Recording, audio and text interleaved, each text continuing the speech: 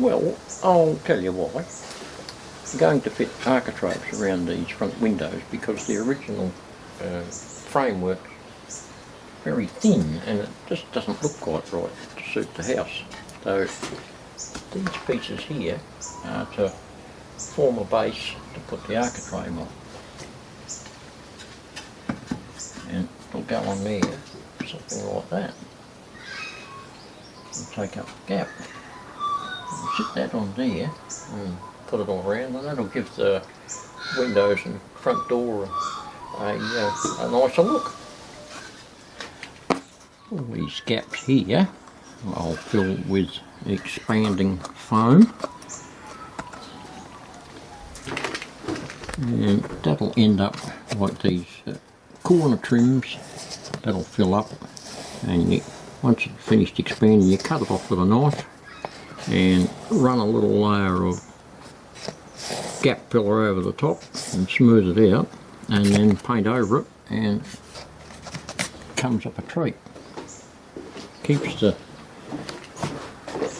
the spider gaps to a minimum because they love getting in little holes in under things like that. So it all helps and looks a lot better. Now we've got our side bits on, we've got to cut some tapered pieces to fit top and bottom, and we'll use some spare bits of the cladding that I have and slice them up to suit.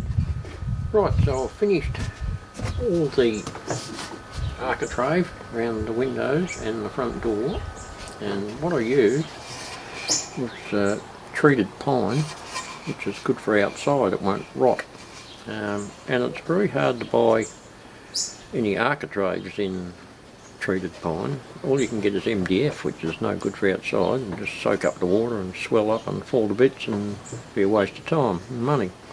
So I got some 90 by 19 treated pine and cut a chamfer on one side with the planer and run it through the table saw on a 15-degree angle and cut a bit of a bevel on the other side.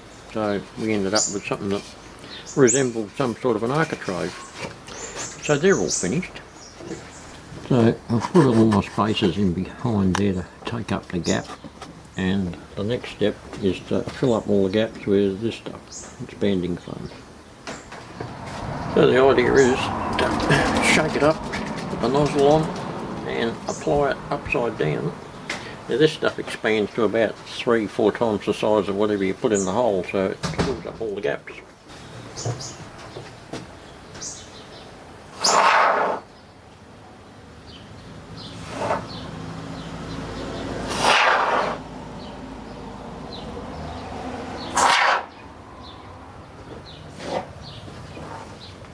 So there's our foam, and that just keeps on expanding almost ad infinitum, and once it sets dry we can just trim it up with a little craft knife, believe it or not.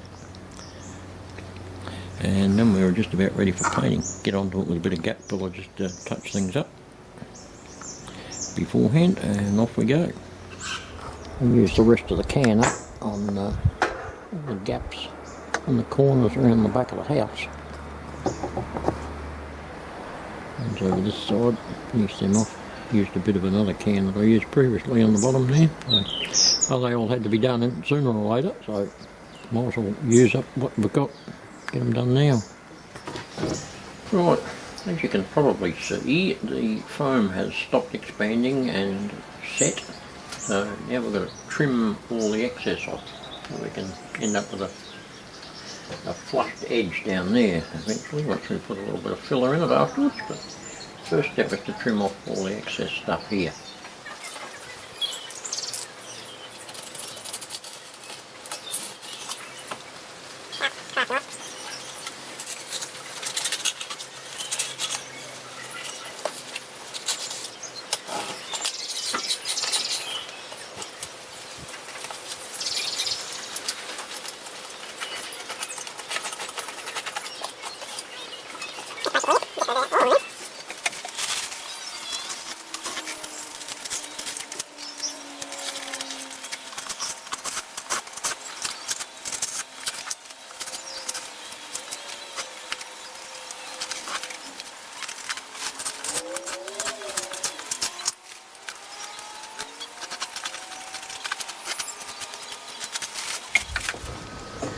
Right, well, we're making progress.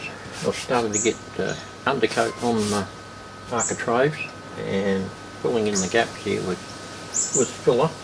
Once that dries off completely, I'll put some gap filler along the very corners in there to tidy it right up, and when it's dried right out, then we'll get some undercoat on that. Give that an extra rub down, and then we can get serious with some proper gloss white on the outside, on the top. That's what I've been doing there. That's a close-up view of the filler in there. It just needs a light sanding off and finishing off.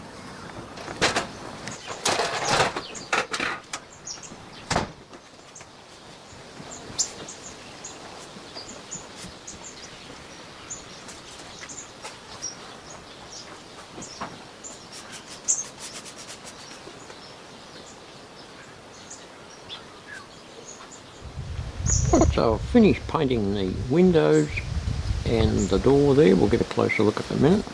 So what we've done is we've come from this, which has got only the narrow band around the outside and was really driving us crazy, and we've come from that to that. Same trick to the front door. Looks much more elegant. Cat's always there, got to get a nose in. So there you have it. Thanks for watching another episode of Built It, Restored It. I do all this myself. Continue on with another project in the next video, and we'll see you then.